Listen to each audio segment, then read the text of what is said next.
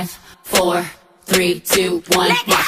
Level up, level up, level up, level up, level up, level up, level up, level up. What's up, YouTube family? Welcome back to my channel. If you're a returning subscriber, what's good?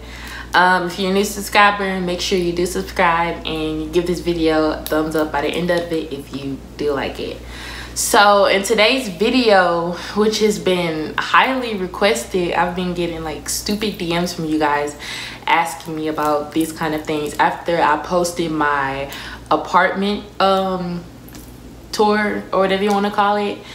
I've been getting DMs on people asking me, you know, how do I budget, how did I find my apartment, how did I move out at 18, like all of this good questions. And in today's video I will be answering all those questions. So first thing, why I moved in that situation, or how did I move? Well, first of all, I didn't move out. My mom actually kicked me out, so I didn't have a choice, which I also wanted to tell you guys, like, don't rush to move. I know, like, being our age, you want to have your own space and be able to do your own thing and, like, you know, just get your own place. You're so ready to leave, like, real quick, like, 'cause I was ready to leave. But unfortunately, I didn't have that choice of staying or going. Like, my mama just was done with me. So first thing first, know what you can afford. Definitely, that is so huge. Like, know what you can afford. Don't automatically jump to get a high-rise apartment and you know you only have like less than $1,000 in your bank account. And especially with us being young, like, stay in your budget. You know what you can afford. Honestly, I recommend, if you can, get a freaking roommate. Get a roommate, because you're splitting everything and it makes it 10 times more easier for you, because you're still saving while you moved out. You're knocking out what you need to. Like, you can save while you're in an apartment. You know, you can still save when you get an apartment by yourself. It's just going to be a little bit harder, and you're going to be strict on yourself when it comes to budgeting, because even though you're like not paying that much, or like you're paying a lot, you still got a budget so that you have money on the side for yourself, because after those bills is paid, you know, you still need toilet paper, you still need food, you still need all those kind of necessities. So you need to make sure that you budget. And people keep asking me how I budget. The simplest way I can put it is how one of my family members taught me, which is to stretch, save your hundreds and stretch your 20s. And when I say that, I mean, put your $100 bills away when you get paid. Like, put that in your savings account. Save that for, like, emergency. Save it, period. What? In your 20s, I mean, like, you know, 10, 20, 30, 40, 50, 60, 70, 80, 90, all that. Like, save that. Like, for example, let's say you get paid $860, right? You just got paid $860. What are you gonna do? First of all, you're finna put that $800 up. You finna save that, and that $60, you finna stretch that. You finna make that $60 last until your next paycheck.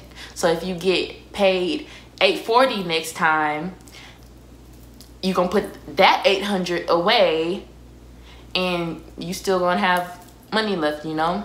Well, at least enough money to get you the stuff that you need for your house. Put some money to the side for yourself, but make sure you're saving.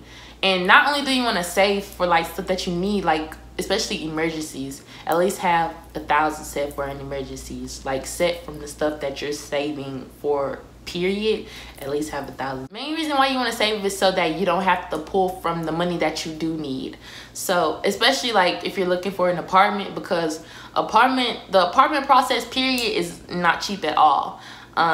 You know, for one thing, you have to get renter's insurance, you have to pay your lights, gas, electricity, all that. But in some cases, you'll be lucky enough to find an apartment where, like, all bills are paid. Like, you paying that in your rent, so you don't gotta pay that extra. Now, when it comes to extra things like when it comes to extra things such as, you know, like Wi-Fi and cable, honestly, if you got enough money for that, hey, by all means, get it. Like, keep it for yourself. But if you know you don't need that, like you're not going to be watching TV like that, you just good with Wi-Fi, and you got like a Hulu or a Netflix account, baby, just do that. Like, making it easy on yourself. You know you're not going to be watching Love and Hip Hop and VH1, MTV, and all of that stuff, you know. If you do, you can just go on the freaking website, you know. They let you watch it for free sometimes. So, yeah. Oh, YouTube it, okay? YouTube it. All right, so it's good to have at least 2 forms of income. If you have one job, that's great. Make sure you're saving from that job and you're not spending your money on unnecessary things, like, or things that you can get in the future. Like, for my ladies, I know when y'all get paid, first thing y'all like to go get your nails done, right? Or go get your hair done. Like, nah, sis, that can wait. What you need to do is put that money away for stuff that you're gonna need for your freaking house or your apartment. Don't be overdoing it. Know your balance. Like, know what you can handle and what you can take.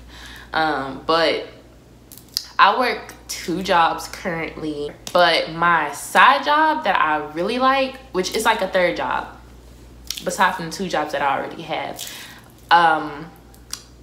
I do Rover, which is a dog walking service, you know.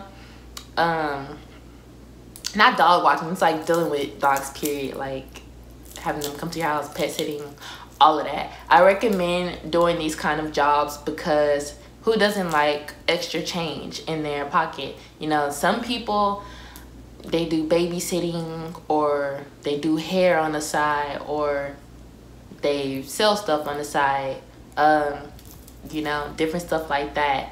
It's always good to have a little side hustle. Whatever that is, make sure you're good at it. I feel like I'm good at caring for people's pets and animals because I love dogs. So why not, you know? Save that as well. Now, me personally, I do save an amount of that. I get paid a good amount from doing what I do with Rover. I save some of it, but because I already make what I need to with my 2 jobs and I put that aside, I spend what I get from Rover on me, like the things I need. Like when I get my nails done, hey, I already made that extra little change. I'm gonna get my nails done, or I'm gonna get my hair done, or I'm gonna get some new clothes, or I'm gonna get some, you know, something for me. Another thing, do not go overboard with buying stuff for your apartment. When you get your first apartment, I know you're like so excited. You want to go get all of this furniture, or you want to go get all of these, I don't know, shoot, all this unnecessary stuff that you don't need. Like, there are some things that you are gonna need for it being your first apartment. You're gonna need necessities like toilet paper, towels, food, laundry detergent, blankets, shoes, clothes, stuff like that, like plastic plates, plastic cups, like all those utensils and whatnot. Yeah, you're gonna need that stuff, so like make sure you get that. But you don't need to get your, well, unless you already have your bed, like they bring it from your mom's house or something. If you already got that, hey, saving money right there. What you mean? You don't need a new bed. So yeah, bring that. But if you don't, like, you don't need to get everything at once. You do not have to get your, well, okay, it's good to get a mattress at least. At least a mattress, an air mattress, something to lay on. Unless you cool with just laying on the floor, you know. But you don't have to get like your couch and furniture all at once. No, slow it down.